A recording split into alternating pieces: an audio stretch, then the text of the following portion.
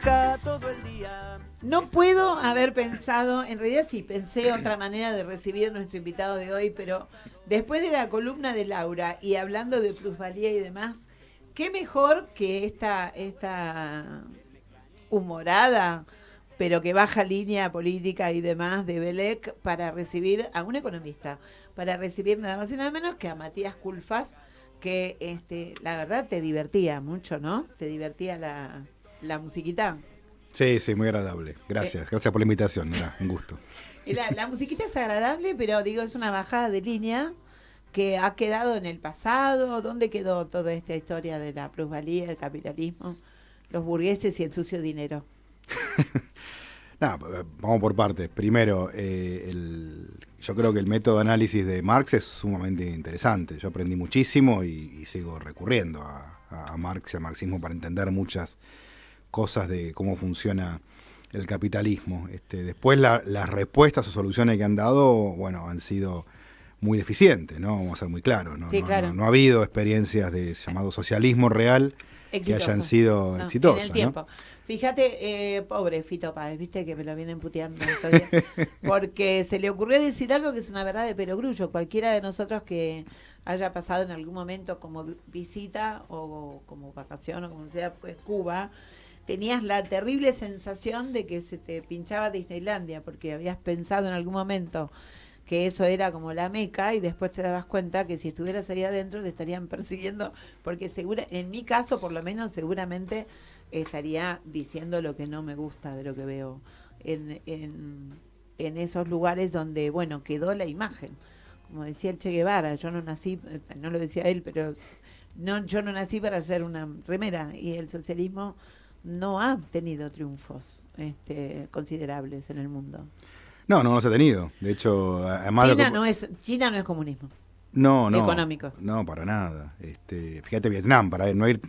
China es un continente, es complejo, ¿no? Es un gigante. Continente complejo, sí. Pero Vietnam, digamos que era un poco también la otra gran nación que había resistido al imperialismo y desde una mirada del comunismo, bueno, hoy es un país que está creciendo con una economía capitalista distinta a las demás, ¿no? Es decir, por eso digo, no es que todo es lo mismo. No es ¿Cómo es esa economía? Bueno, me parece que son economías que crecen con un Estado que conduce, que orienta el desarrollo, que obviamente fomenta el desarrollo capitalista, pero no son todos iguales los capitalismos, ¿eh? También hay que tener en cuenta esto.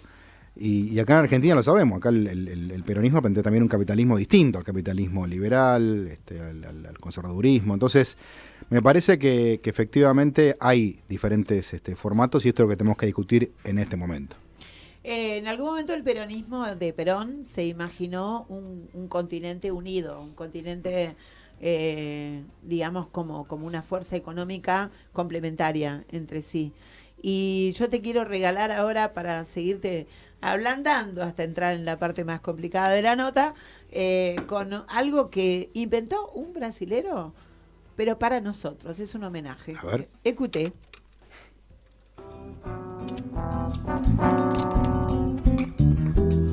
Os rapazes peronistas, todos unidos triunfaremos, e como sempre daremos grito de coração: viva Perón, por esse grande argentino que tem sabido conquistar a grande massa do povo, combatendo o capital. Vos sabés que Buenísimo, ¿quién es? Esto ya te va a traer, escribime el nombre de los dos chicos, Rafa. Convengamos, es un temazo, la marcha peronista. La marcha insuperable. Es un temazo insuperable. De lo mejor de América Latina. Pero además, esto se lo hicieron para homenajear a Lula. En un momento dado, parece que esto decidieron que era una manera de combinar las dos cosas, porque decían que Lula podía tener la grandeza del peronismo en cuanto a la construcción continental. Entonces lo hicieron. Lo encontramos. Son esas cosas que tenemos en esta producción. Genial. De estas joyitas. Subí un poquito más. Tráeme los nombres después. O povo inteiro está unido e grita de coração: viva Perón, por esse grande argentino que trabalhou. Silvio Ramaglia, búsquenlo, es Bossa Nova, la marcha del peronista. ¿Exportamos nosotros en algún momento peronismo? ¿Y qué peronismo? No me queda claro que hayamos exportado peronismo. La idea de la integración sudamericana es una idea que tiene ya varias décadas. ¿Está vieja? ¿Murió?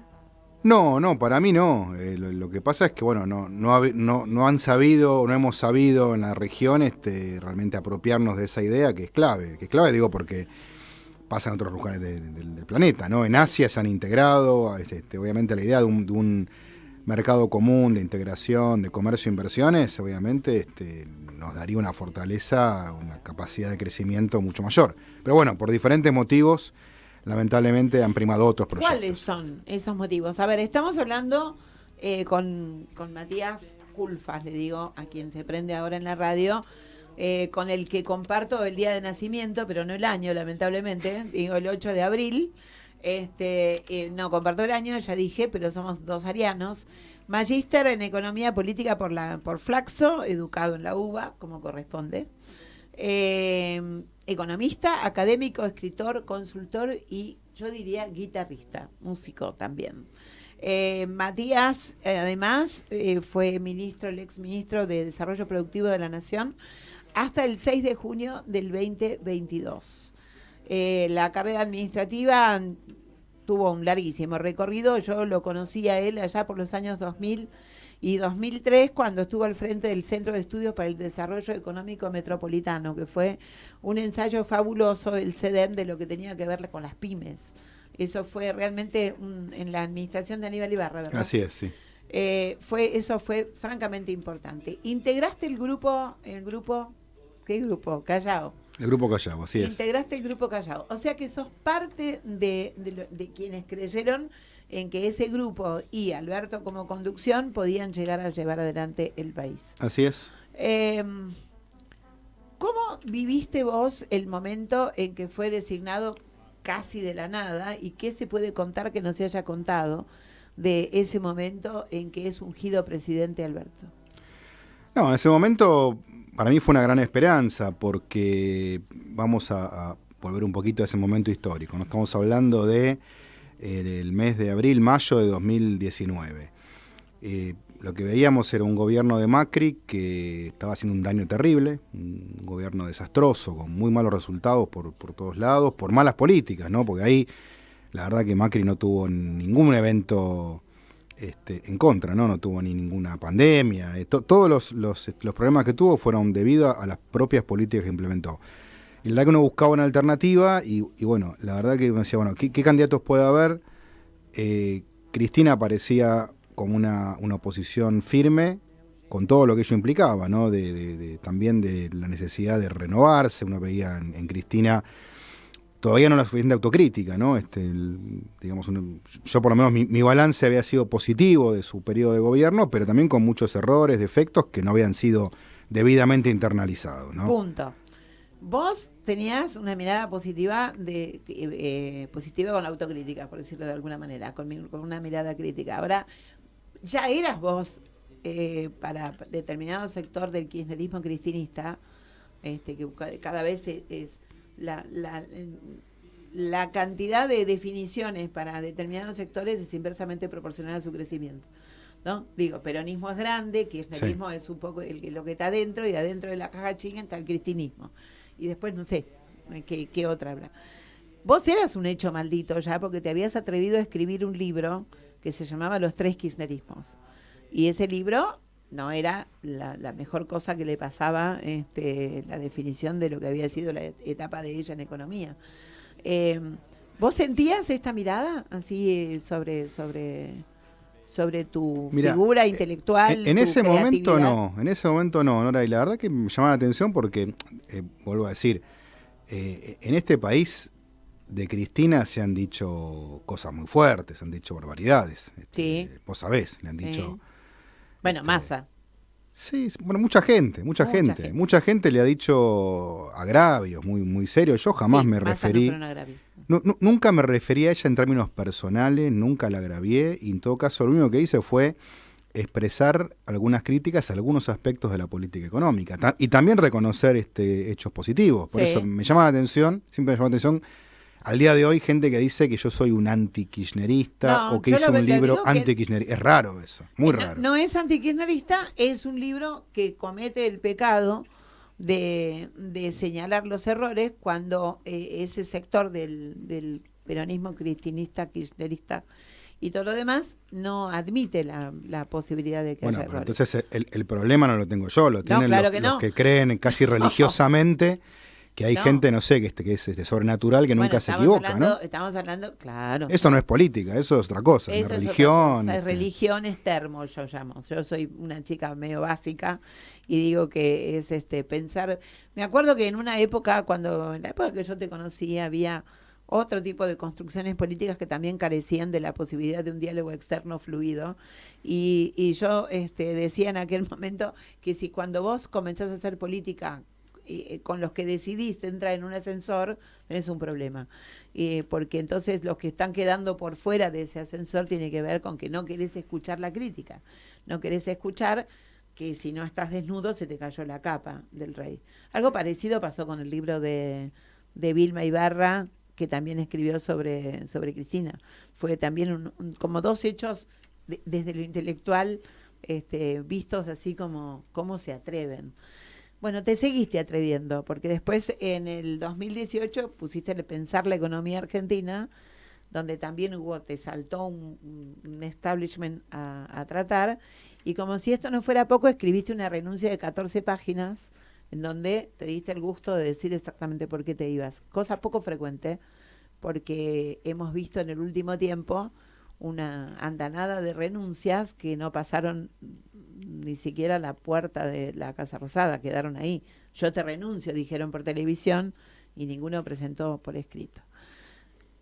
Ese derrotero, hasta llegar a escribir el peronismo para el siglo XXI. Contame ese Matías, cómo fue viviendo esos determinados lugares, desde lo humano, te casaste, fuiste siendo padre, ¿cómo fue ese mundo que llevó a Matías a tener, para algunos el coraje, para otros la locura, de plantarse y escribir una renuncia de 14 páginas? No, a ver, yo la verdad que lo que tengo son convicciones muy firmes, que obviamente no estoy exento de posibilidad de equivocarme, pero creo en que el peronismo tiene que tener un cambio de actitud, un ayornamiento de sus ideas, porque creo que Argentina tiene que salir adelante, y estamos como empantanados hace un tiempo largo, ya hace prácticamente 10, 12 años que no terminamos de arrancar, y tenemos un problema serio, porque esto se traduce en un montón de gente que vive en la pobreza, y cada vez más. Son gobiernos que prácticamente mantienen la gente en una situación de pobreza administrada, lo cual me parece algo muy, muy delicado. Entonces, en lo personal, nada, yo, convivo mi vida personal con esta vocación de servicio público, de militancia política y sobre todo expresada en el campo de las ideas, ¿no? Yo, dentro de la militancia hay como diferentes formas de aproximación, ¿no? Está la más territorial, la partidaria. Bueno, yo siempre he estado más vinculado a la militancia por el lado de las ideas, de los planes de acción, de gestión pública. La gestión pública, mucho más que... Te imagino siempre gestor más que diputado, por ejemplo. Pero nuevamente, yo igual quiero ser claro en esto, yo no estoy diciendo que lo mío sea mejor o peor que lo de nadie. No. Todas son importantes, la militancia territorial, partidaria, de las ideas, todas son muy relevantes, ¿no? Simplemente me tocó esto desde hace muchos años. Complementarias, digo, no... ¿Cómo no, si no discutís en el campo de las ideas que llevas al territorio, y si no escuchás al territorio, ¿cómo te atreves a escribir en el campo de las ideas? ¿No? Totalmente.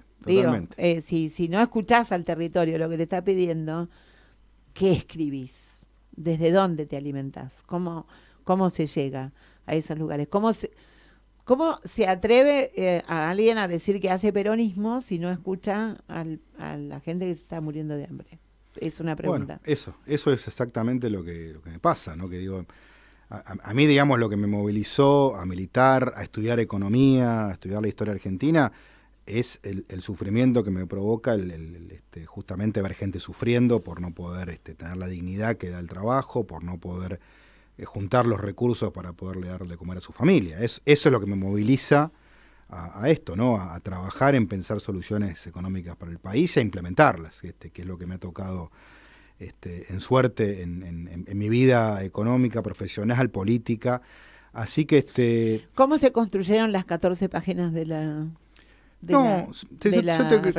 te cuento básicamente. Lo que me pasó fue, yo digamos, durante los 2 años y pico que me tocó gestionar el Ministerio de Desarrollo Productivo, lo que vi es una actitud en muchos sentidos incomprensible por parte de un sector del Frente de Todos, ¿no? Sobre todo del que encabeza Cristina, la Cámpora, de un boicot, ¿no? De una permanente obstaculización, críticas, y yo vuelvo a decir, a ver, ¿te imaginás, Nora? Te digo que hago política de los 14, 15, que me dediqué a estudiar al mundo de las ideas. Te imaginás que a mí el debate de ideas no me asusta en absoluto, yo puedo discutir con cualquiera. Ahora, lo que yo veía no era un debate honesto, eran ataques permanentes, descalificaciones. Y me parecía importante primero dejar en claro lo que había ocurrido, ¿no? Valorizar la gestión que hicimos. Yo estoy muy orgulloso de lo que hicimos, también te quiero aclarar, porque hoy, hay temas que pasan como por delante, ¿no? La pandemia parece que fue hace 1000 años, nadie se acuerda. No queremos hablar de eso porque fue doloroso. Y al mismo tiempo ya todos son expertos en pandemia, pero en ese momento había que implementar medidas y asegurar que no faltara ningún respirador, que estuvieran todos los insumos, implementar el ATP, que fue un programa que permitió cuidar un montón de empleos. Hasta el día de hoy mucha gente que me sigue reconociendo lo que significó, bueno, para mucha gente seguir manteniendo el puesto de trabajo, cobrar el salario. Bueno, muchas cosas que hicimos en muy poco tiempo, en un contexto dificilísimo e incierto, más toda la reactivación, que aún hoy, aún con todas las complejidades que hay, todavía estamos viendo la reactivación que nosotros iniciamos a nivel industrial, la fuerte caída del desempleo, que parece que mucha gente no lo reconoce, pero es impresionante cómo ha bajado el desempleo en Argentina, la creación de empleo que hay en este país, y bueno, obviamente muchas cosas más que quedan pendientes. Eso, ¿no? Me interesa sobremanera. Cada vez que yo escucho que dicen que el empleo ha subido en la Argentina, yo me pregunto si estamos hablando del empleo que no es formal. Digo, hay dos cosas. Están diciendo, la gente que hoy tiene empleo formal, hay mucha que está por debajo del nivel de pobreza, hoy por hoy. Digo, aún teniendo un trabajo formal, su nivel adquisitivo lo pone por debajo del nivel de pobreza. Lo dice el INDEC, no lo digo yo, que no entiendo nada de todo eso. Pero me doy cuenta cómo viven las personas. Y después está el otro tema, que es toda la economía informal, que efectivamente se mueve mucho. Hablo CETEP, UTEP, las cooperativas, y todo lo que es la economía popular, que se mueve mucho, pero entra en las mediciones. Esa es la economía que vos decís que está generando empleo, porque fábricas y demás no tenemos nuevas abiertas. A ver, hay de todo, Nora. Por un lado, el empleo que se creó es de todo tipo. Hay fábricas nuevas en este tiempo. Me tocó abrir varias en lugares diferentes del país. Fuimos a Catamarca, en La Rioja, a abrir nuevas fábricas de... Me permito decir que una lamentable comunicación gubernamental, porque hay cosas que han puede quedado... ser, la verdad que hemos hecho un esfuerzo enorme a nivel comunicativo. Lamentablemente... No, yo digo en general. Lamentablemente creo que muchas cosas, es cierto, pasaron desapercibidas por la agenda, por la cantidad de temas que había. Pero digo, empleo se ha creado de todo tipo. Es verdad, efectivamente, lamentablemente...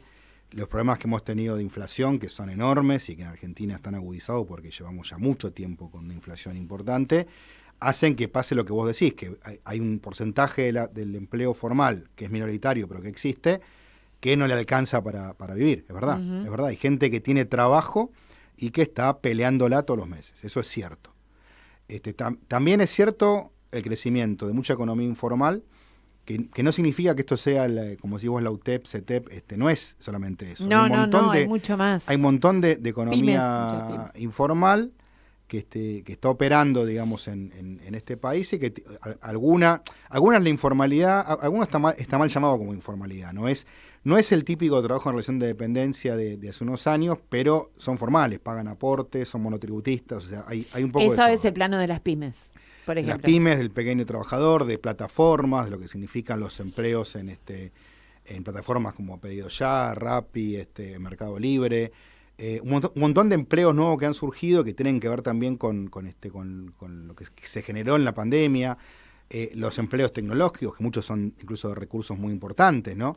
Pero digo, lo que se ve hoy es un nivel de consumo que es importante, realmente, digamos, uno puede ver en las estadísticas, y nuevamente, vos me decís, ¿es el mundo anhelado? No, claramente lo que necesitamos en Argentina hoy es bajar la inflación, ordenar la macro, para que toda esta fuerza productiva que tiene el país pueda crecer sostenidamente, ¿no? Este es uno de los grandes ejes, ¿no? Y creo que es una oportunidad que se perdió justamente por las desavenencias dentro del gobierno, ¿no? Por las internas que hubo dentro del gobierno. ¿Qué sentiste cuando se inauguró el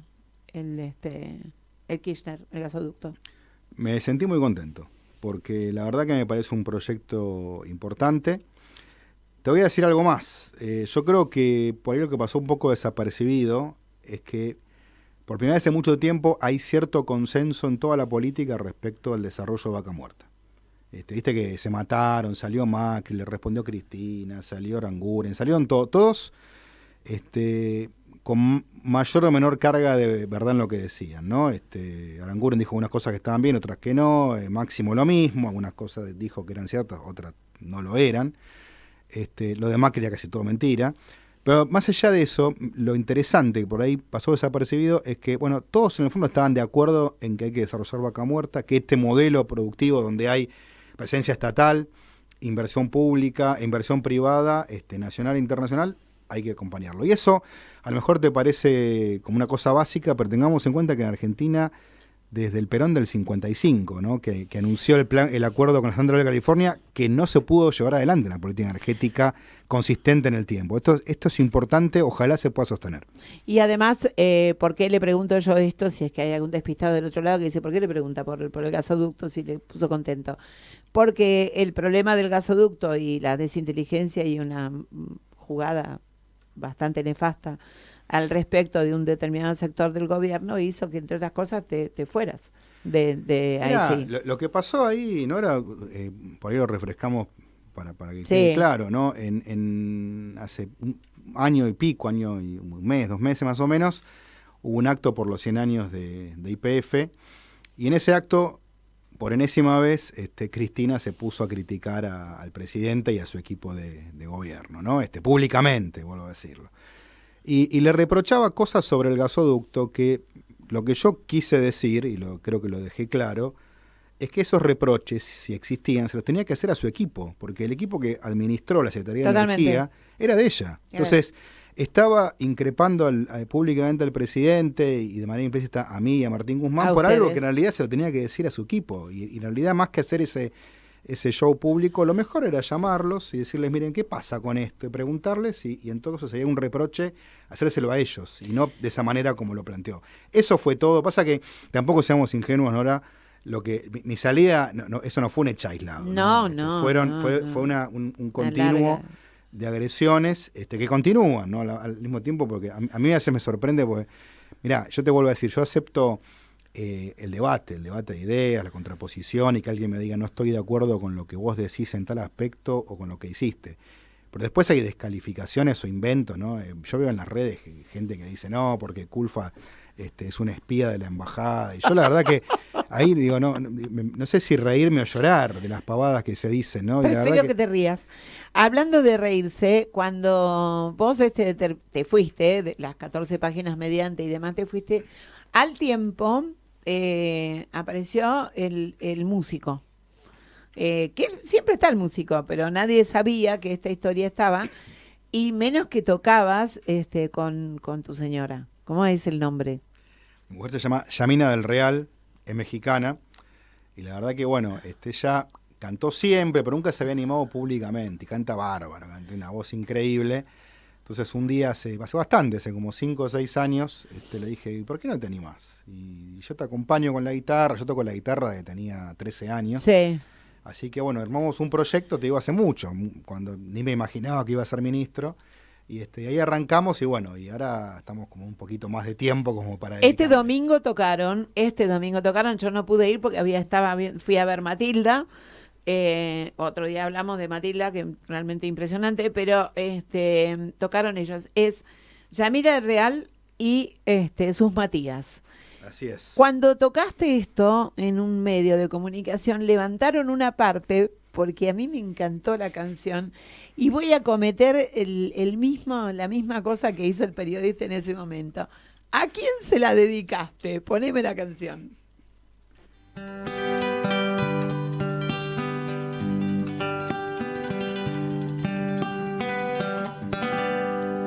Ojalá que te vaya bonito. Ojalá que se acaben tus penas. Que te digan que yo ya no existo. Y que conozcas personas más buenas. Que te den lo que no pude darte, aunque yo te haya dado de todo, nunca más volveré a molestarte.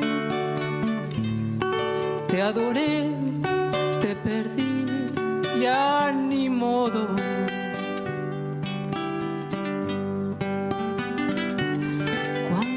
Cosas quedaron perdidas hasta dentro del fondo de mi alma. Cuántas luces dejaste encendidas, yo no sé cómo voy a apagarlas.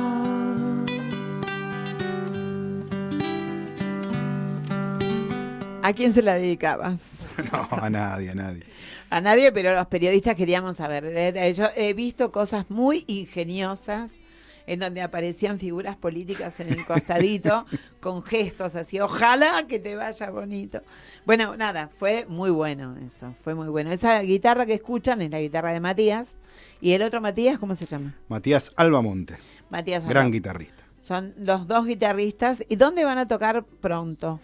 No, ahora tenemos un pequeño parate y seguramente a fin de septiembre estamos ahí viendo un par de lugares para tocar ahí. Bueno, vamos a contarlo acá para ir porque tenemos que ir. Fin de septiembre. Sí. Fin de septiembre ya va a haber pasado agosto. Ya va a haber pasado ya sabremos el 13 quiénes compiten en las generales, sí. Oh, bueno, a ver, vamos a entrar de lleno en el último libro que escribiste, ¿eh? Un libro que además lo trabajaste mucho, realmente lo trabajaste mucho con distintas fuentes, con gente, digamos, buscaste nuevas formas de mirar el peronismo. Sí. En esas nuevas formas de mirar el peronismo, ¿cuánto quedó de aquel momento del peronismo fundacional? ¿O cuánto hay? Yo tengo la idea de que a veces cuando uno pega la vuelta tanto, vuelve al origen, y a veces la forma de ser renovador es encontrar el origen de donde uno partió con las nuevas herramientas. ¿Qué es el peronismo del siglo XXI? Mira, yo creo que primero, efectivamente, es muy bueno volver al origen para tener claro cuáles son tus valores, ¿no? Claro. Es decir, porque renovarse no quiere decir cambiar los valores, porque ahí ya no te renovaste, ahí cambiaste, es otra cosa. El peronismo básicamente es justicia social, es darle la oportunidad, es buscar la manera de incluir a los que están afuera y sobre todo a los que están, darle la posibilidad de crecer, de progresar. Ese es el primer aspecto. Y lo segundo es desarrollo. El peronismo es un proyecto de país, es una mirada estratégica. Eso era Perón. Y la verdad que me pareció importante revisar la historia y también revisar la manera en que él se comportó ante las crisis. Porque se habla mucho del Perón expansivo, del primer Perón, ¿no? El 46 al 48, que hizo esa gran revolución social, de inclusión, de justicia social. Pero muchos se olvidan que después no le fue bien. Por el 49, 50, 51 hubo un cambio de condiciones internacionales, él esperaba una tercera guerra mundial que no se produjo. En vez de Tercera Guerra Mundial hubo Plan Marshall y Argentina se quedó afuera de la provisión de alimentos a Europa, Sí. y eso fue un tema. Hubo sequía también en ese momento, y de repente tuvo una crisis y Perón la enfrentó muy bien. Hizo un plan de estabilización, se le había ido la inflación al 50% anual y la bajó al 4% anual en muy poco tiempo. Y la verdad que lo hizo explicándole a la gente, no escondiéndose o diciendo, no, otros quieren el ajuste. No, yo tengo que hacer un plan de estabilización, y lo hizo bien, explicándole a la sociedad cómo y haciendo un nuevo plan quinquenal.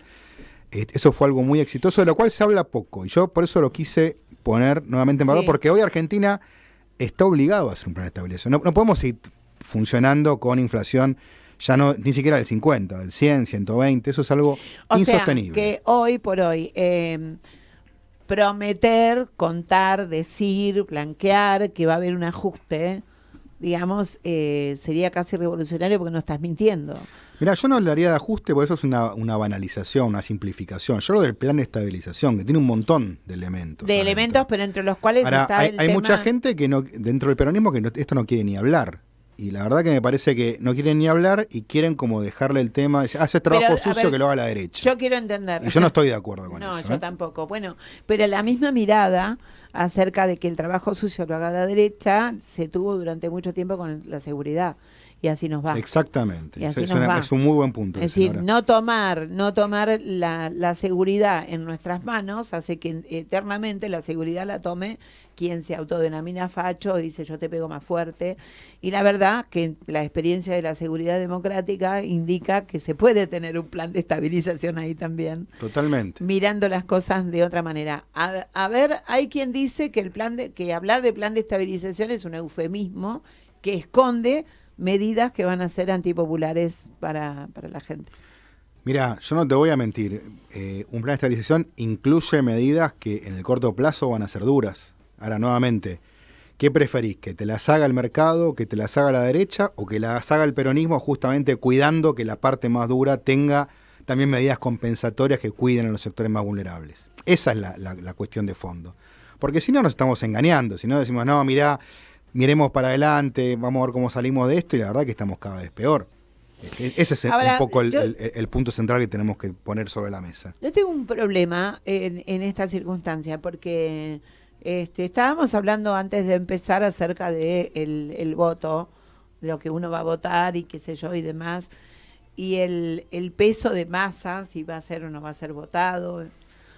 Yo noto en el peronismo bastante desconfianza de ganar, piensan que de una u otra manera se va a perder y que si gana Massa hay un sector de unión, yo le digo unidos por el patria, pero es porque me equivoco, es porque soy mala y me equivoco, no se dice unidos por el patria, sino dice unidos por la patria. Hay un sector que realmente no solo no quiere, me hago cargo, no quiere que gane Massa, sino que muy posiblemente, y además lo blanquea Grabois, claramente lo dice, yo no vine a contener a nadie, yo vine acá a ver cuántos votos tengo para después ponerle condiciones al gobierno que asuma. Y si es el nuestro, para ponerle condiciones a Massa. Para mí eso significa no quiero ganar. Y me hace acordar a Scioli en el 2015, y me hace acordar a Alberto en algunas medidas importantes en este tiempo, y me hace acordar. Y la gente también se acuerda. Y cuando se acuerda, dice, ¿por qué voy a ir por más de lo mismo?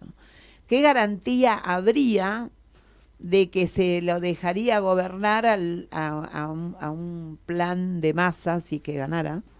Si todo lo que rodea y lo que provocó tu caída, y la de Guzmán y la de un montón de gente más allá del carácter de Alberto, que no impidió que toda su gente se fuera, porque debió haberlo impedido, no vuelve a pasar.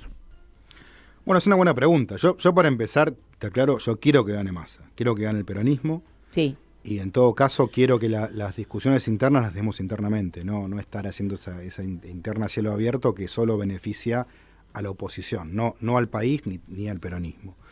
En segundo lugar, bueno, creo que si algo tenemos que aprender de esta experiencia es que tenemos que hacer justamente una renovación de ideas. Yo por eso en un peronismo para el siglo XXI, en este nuevo libro, lo que hago es un intento de esbozo de esa renovación de ideas. Es decir, miren, sin perder los valores históricos, al contrario, entendiéndolos como algo necesario para el siglo XXI, bueno, ¿qué tenemos que hacer para avanzar en ese camino de justicia social y desarrollo y progreso económico?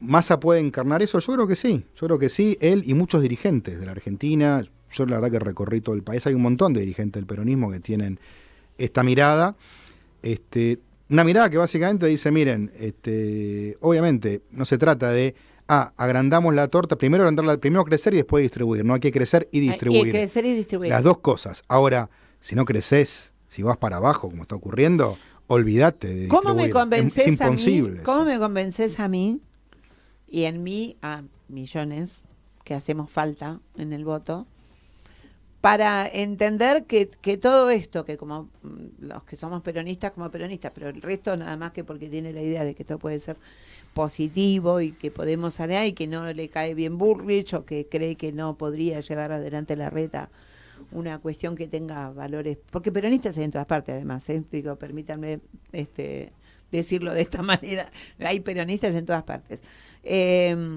No va a ser boicoteado una vez más, porque vamos a volver a girar alrededor del mismo estilo de problema con gente que además no tiene idea. Digo, a mí me preocupa que esté Amado Boudou siendo asesor de Massa. No entiendo mucho si esto es para que lo asesore o si es una especie de control. A mí me preocupa cuando lo retan públicamente y el tipo toma agua y toma agua y toma agua para hidratarse porque no es una situación agradable.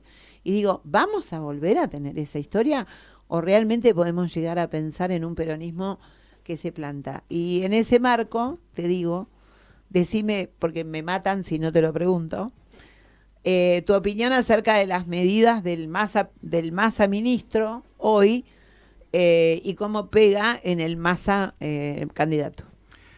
Vamos por partes. Yo creo que hay una forma de hacer política en el peronismo que se terminó.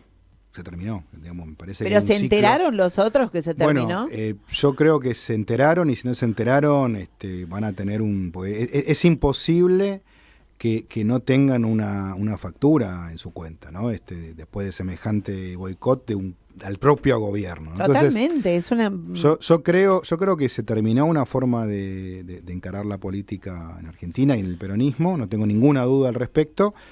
Y si no se enterarán dentro de un tiempo porque la realidad lo va a pasar por encima. A mí me da la sensación de que nos enteramos nosotros y ellos no. Yo digo, me parece que nos enteramos los que estamos preocupados por una construcción y los que están preocupados por su territorio pequeñito y su propia preocupación. No terminan de enterarse. Siguen creyéndose imprescindibles. Y no digo solo Cristina, digo un sistema de ideas que no son ideas, sino que es de creencias, un sistema de creencias, que para mí no se enteraron. Yo no creo que no se hayan enterado, sino que creo que hay una búsqueda de perseverar en ese camino. Por eso me parece que lo que han buscado es preservar un capital simbólico. Decía mi abuela, vos sos de aquí, tenés que entrar, que significaba que yo me emperraba en alguna cosa y me decía, nena, no es así, no es vos sos de aquí, tenés que entrar, si no entra, no entra. Hay algo de eso de mi abuela. Mira, puede ser, yo te vuelvo a decir, más allá de cómo se encara la situación, la gente no come vidrio.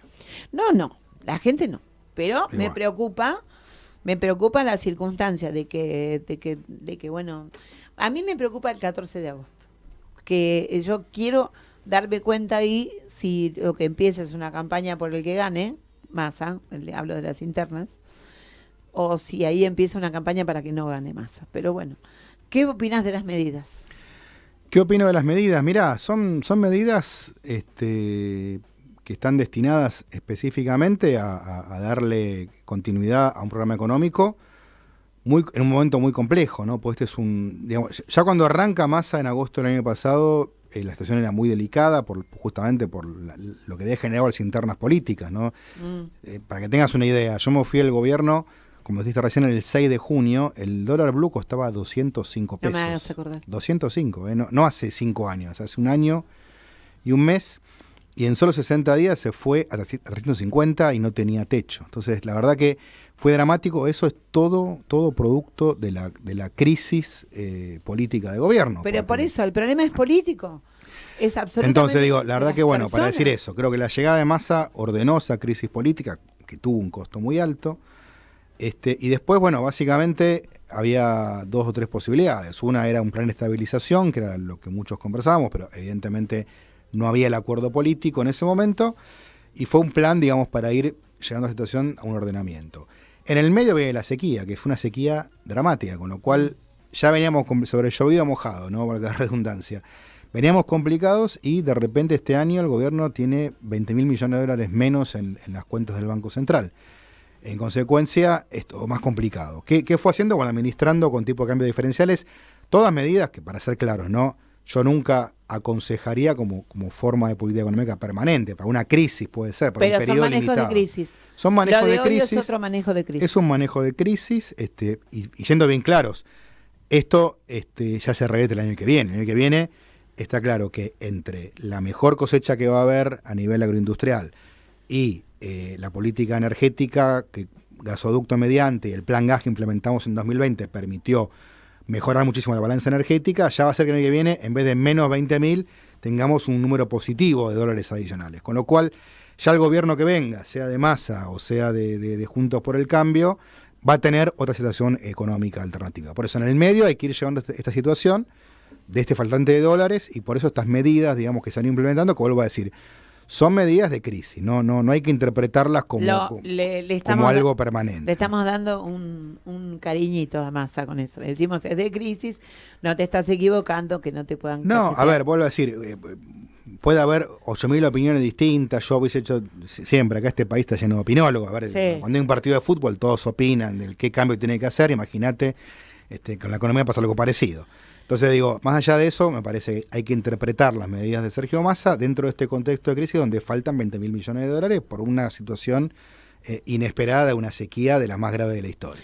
A mí me gusta hablar con Matías, a mí me gusta que venga Matías y el tiempo se me acaba y quiero tomarme un minutito, aunque sea, para poner una música para irnos, porque te voy a despedir con lo que a mí me parece que está transformando.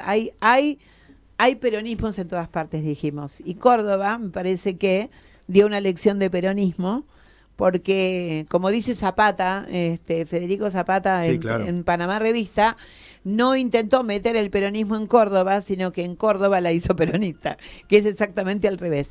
Córdoba va, poneme un poquito, así lo puedo despedir a Matías.